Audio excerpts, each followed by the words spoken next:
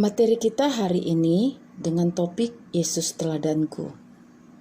Dengan bahan Alkitab dari Markus 1 ayat 40 sampai 45, Yohanes 4 ayat 5 sampai 30, Matius 21 ayat 12 sampai 13, Matius 7 ayat 3 sampai 5, dan Lukas 22 ayat 39 sampai 43. Indikator hasil belajar dari materi ini, yang pertama, peserta didik mampu menyebutkan sekurangnya 3 sifat Tuhan Yesus yang patut diteladani. Kedua, peserta didik dapat menjelaskan mengapa sifat-sifat itu sering membuat Tuhan Yesus dimusuhi oleh para penguasa agama pada zamannya. Yang ketiga, peserta didik dapat menjelaskan sumber kekuatan Tuhan Yesus sehingga ia dapat memiliki keberanian untuk bersikap konsisten dan tegas. Dan yang terakhir, peserta didik mempraktekkan hidup yang meneladani kehidupan Tuhan Yesus. Tokoh Yesus memang sangat kontroversial. Di masa hidupnya di dunia, Yesus seringkali berbenturan dengan para pemimpin agama dan tokoh-tokoh yang merasa dirinya sebagai para penjaga Taurat, seperti orang-orang Farisi dan para penjaga bait suci, orang-orang Saduki. Yesus berbenturan dengan para pemimpin agama itu. Misalnya ketika ia menyembuhkan orang yang sakit pada hari Sabat, menerima orang-orang yang tersingkirkan oleh masyarakatnya, serta orang-orang asing seperti orang Samaria. Pada materi ini, kamu akan melihat bagaimana cara hidup Yesus sehari-hari dan bagaimana Yesus bisa menjadi teladan bagi kita semua, khususnya bagi kamu di masa remaja ini. Pertama, Yesus peduli dengan yang menderita. Markus 1 ayat 40 sampai 45. Suatu hari ada seorang yang sakit kusta datang kepada Yesus. Di masa kini orang tahu bahwa penyakit kusta tidak menular dengan mudah. Pada masa Yesus, orang menganggap penyakit kusta sebagai kutukan dari Allah. Penderita kusta harus menjauhkan diri dari orang banyak, dan orang takut menyentuh penderita kusta karena akan ditulari penyakit itu. Orang kusta itu memohon kepada Tuhan, "Kalau Engkau mau, Engkau dapat mentahirkan aku." Lalu apa yang terjadi? Apakah Tuhan Yesus mau menyembuhkan orang itu? Di ayat 41 menggambarkan bagaimana perasaan Yesus melihat permohonan orang kusta itu. Di situ dikatakan, maka tergeraklah hatinya oleh belas kasihan. Lalu Yesus mengulurkan tangannya, menjamah orang itu dan berkata kepadanya, "Aku mau, jadilah engkau tahir." Orang kusta itu pun langsung sembuh. Tetapi Tuhan Yesus melarang orang itu menceritakan kesembuhannya kepada siapapun. Ia hanya diperintahkan kepada imam untuk menunjukkan bahwa ia sudah sembuh dan dengan demikian boleh diizinkan kembali hidup di tengah-tengah keluarganya. Kedua, Yesus dekat dengan mereka yang dilecehkan. Yohanes 4 ayat 5 sampai 30. Pada suatu hari, Yesus pergi ke Sikar di sebuah kota di Samaria yang terletak di antara Yerusalem dengan Galilea. Di Sikar, Yesus pergi ke sebuah sumur yang dinamai Sumur Yakub. Saat sedang kehausan, Yesus meminta minum dari perempuan Samaria yang menimba air di situ. Perempuan Samaria yang memberi air kepada Yesus ternyata mempunyai sisi kehidupan yang kelam. Perempuan itu enggan bertemu dengan perempuan-perempuan lain. Dan perempuan-perempuan lain menyingkir juga jika melihat ia. Yesus mengetahui sisi kelam kehidupan perempuan itu, namun ia tidak menghakiminya. Ia tidak menjauhkan diri dari perempuan itu.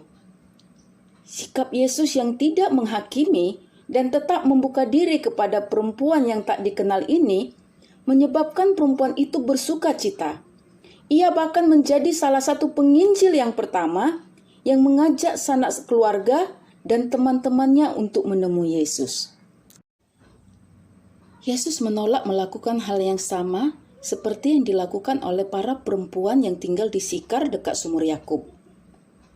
Yesus tahu bagaimana kacaunya kehidupan perempuan itu, namun ia tetap mendekati perempuan itu dan menjalin persahabatan.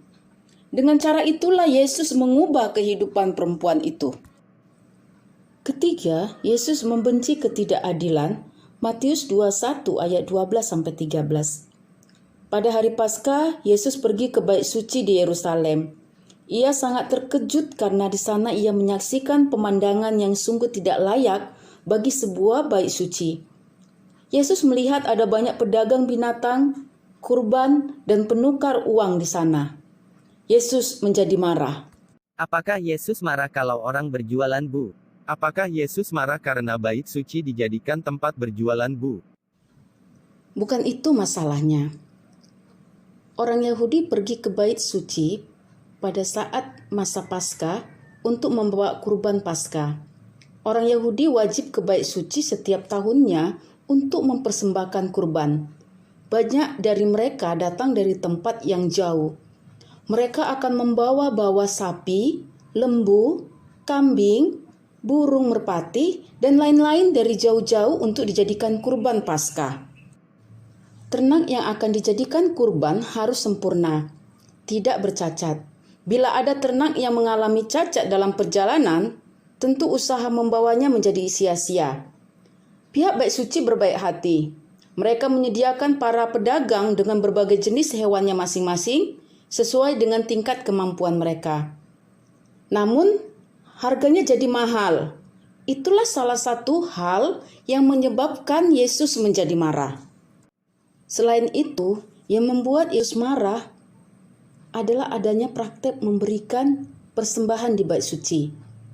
Karena tanah bait suci itu kudus, maka uang Romawi yang berlaku di seluruh tanah jajahan pemerintah Roma tidak berlaku di bait suci. Mereka harus menggunakan uang yang khusus dibuat untuk bait suci. Karena hal tersebut, para penukar uang akan mengenakan nilai tukar yang mahal untuk mereka yang datang beribadah di bait suci. Hal-hal inilah yang membuat Yesus marah. Yesus murka menyaksikan bagaimana para penjara dan orang-orang yang ingin membawa kurban diperas. Karena itulah Tuhan Yesus menjadi marah dan berkata, "Ada tertulis, rumahku akan disebut rumah doa, tetapi kamu menjadikannya sarang penyamun." Matius 21 ayat 13. Keempat, Yesus membenci kemunafikan. Matius 7 ayat 3-5. Satu kelompok yang penting di masa Yesus adalah kaum Farisi.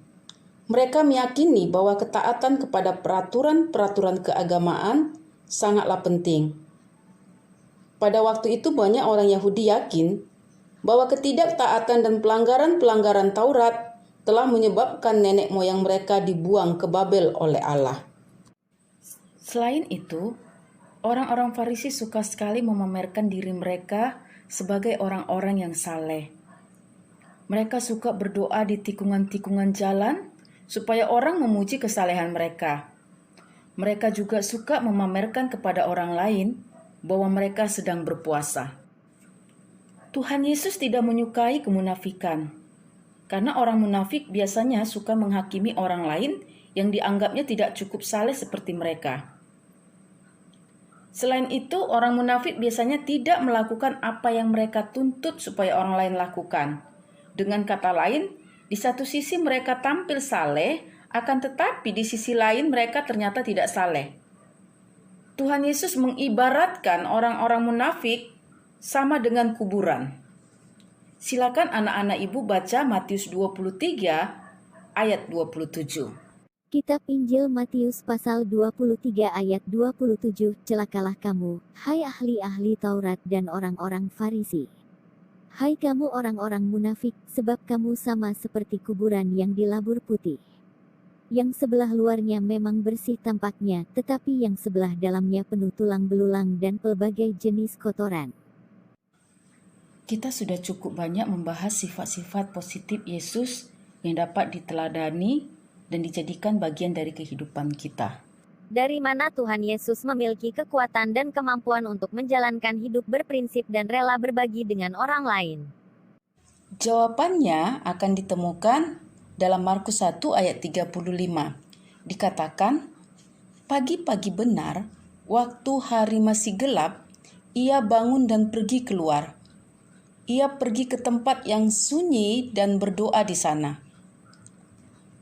Tuhan Yesus selalu menyisihkan waktu untuk berdoa kepada Bapanya di surga. Menjelang kematiannya, ketika Tuhan Yesus tahu bahwa ia akan menghadapi sebuah perjuangan yang maha berat, ia pun kembali berdoa kepada Bapanya di surga.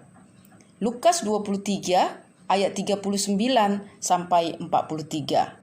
Kesimpulan materi kita hari ini, kita sungguh beruntung karena memiliki teladan dalam diri Tuhan Yesus. Bagaimana seharusnya menjalani hidup ini agar dapat diperkenan Allah Bapa. Ada sejumlah sifat Tuhan Yesus yang patut kita teladani. Peduli dengan yang menderita, dekat dengan yang dilecehkan, membenci ketidakadilan, dan kemunafikan. Kunci untuk berhasil memiliki sifat ini adalah hubungan yang dekat dan akrab dengan Allah Bapa. Sampai di sini pertemuan kita hari ini. Sampai bertemu di pertemuan berikutnya. Terima kasih buat anak-anak yang sudah mengikuti pembelajaran ini dengan baik. Shalom, Tuhan Yesus memberkati kita semua.